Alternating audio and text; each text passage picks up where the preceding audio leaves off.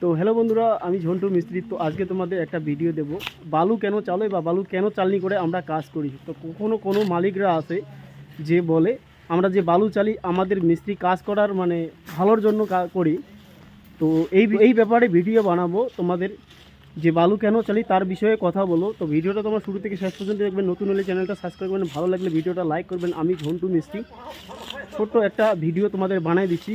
যেহেতু এই বালু দিয়ে আমরা কাজ করি তার সম্বন্ধে যদি তোমরা না জানো বা তোমরা মন মর্জি যে কথা বলো, বালু যে চালনি করে আমরা মিস্ত্রি কাজের ভালোর জন্য বালু চালি সেটার জন্য লাগে। বালুতে কিন্তু অসংখ্য জিনিস থাকে, তার জন্য কিন্তু বালু, যেহেতু বালু আমরা নদী থেকে উঠাই নিয়ে আসি, নদী থেকে বালু উঠে নেওয়া আসলে বালুর মধ্যে কিন্তু অনেক নানান প্রকার জিনিস মিক্স থাকে।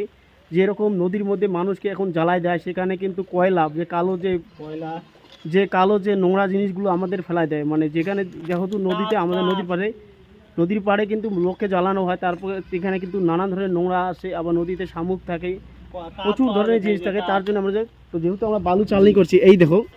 তো এই যে প্রমাণ করে বালু চালতে গেলে কিন্তু এই যে বালির মধ্যে কাছের টুকরা, এই যে শামুক, আবার নানান রকম কালো খারাপ জিনিস পাওয়া যায়, তার জন্য কিন্তু আমরা বালু চালি। আর তোমরা মনে মনে মালিকরা ভাবো আমরা যে বালুটা চালি কিসের জন্য, তোমরা ভাবো বালু চালো মিস্ত্রি কাজের সুবিধার জন্য আমরা বালু চালনি করি। তা বন্ধুরা, কখনো এইসব যে নোংরা আছে, তো এইখানে আমরা কিন্তু নোংরা একটু কমই পাচ্ছি, যেহেতু বালুটা আমরা নিজে অর্ডার করেছি, তার জন্য ফ্রেশ আছে। এরকম কিন্তু অন্যের কাছে বালু নিলে অসংখ্য নোংরা জিনিস পাবেন। বড় ভাই, তো বালির মধ্যে কীরকম নোংরা থাকে? নোংরা তো মোটামুটি পাইলাম কাঁচ, শামুক, কাদা, মাটি। তা আমরা কি কাজের সুবিধার জন্য বালু চালি?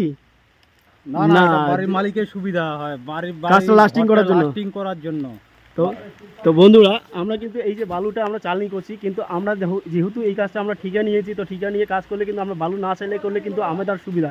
আমি ঝন্টু মিস্ত্রি, তো কাজটার জন্য লাস্টিং ভালো হয়, কাজটা বা শক্তিশালী বা মজবুত ভালো হয়, ফিনিশিং ভালো হয়, তার জন্য আমরা বালু চালনি করে করছি। আর বালির মধ্যে যদি এসব থাকে, তাহলে শামুক ঠাকুর যদি ওয়ালে লাগানো থাকে, সেখানে পিঁপড়া বাস করবে, পিঁপড়া বাস করার পরে যে ওয়ালগুলো আছে সর্বনাশ করে দিবে। তো এই জন্য কিন্তু তোমরা বালু চালনি করে কাজ করবেন। তো বালি চালনি করার জন্য তিন কোয়ালিটির বালির চালনি পাওয়া যায়। এটা হলো মিডিয়াম কোয়ালিটির, তো আমি মিডিয়াম কোয়ালিটি দিয়ে করছি। তোমরা যদি রাউন্ড পিলার বা ডিজাইনিং কাজ করতে চাও, সেটা কিন্তু একটু মানে চিকন যে আছে চালনি, অর্থাৎ ঘন চালনি যেটা আছে সেটা ব্যবহার করবেন। তো আমরা যেহেতু ওয়াল প্লাস্টার করছি, তার জন্য কিন্তু মিডিয়াম করতেছি। আর তোমরা যদি এর থাকি যদি যে 10 ইঞ্চি ওয়াল যদি করতে চাও, সেখানে কিন্তু তোমরা যে 3 নম্বর চালনিটা পাওয়া যায়, 3 নম্বর কোয়ালিটির, মানে বেশি যে ফাঁকা চালনিটা, সেটা ব্যবহার করতে পারেন। তো এইখানে আমরা করে নিচ্ছি বালু চালনি নিচে।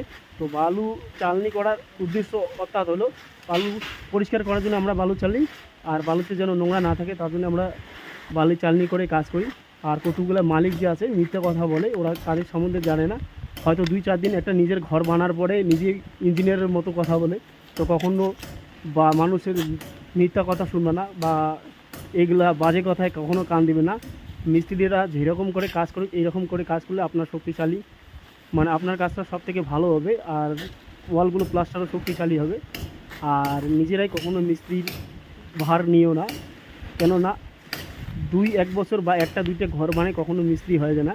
আর মিস্ত্রি কাজ করতে গেলে 17-18 বছর কাজ করে যারা মিস্ত্রি হয়, তারাই কিন্তু তাদের কিন্তু আইডিয়ার বা কথাবার্তা এরা কখনো খারাপ বলবে না। তো বন্ধুরা, ভিডিওটা আজকে এইখানে শেষ করলাম। সুস্থ থাকো, ভালো থাকো। বড় ভাই বালু চালনি করছে।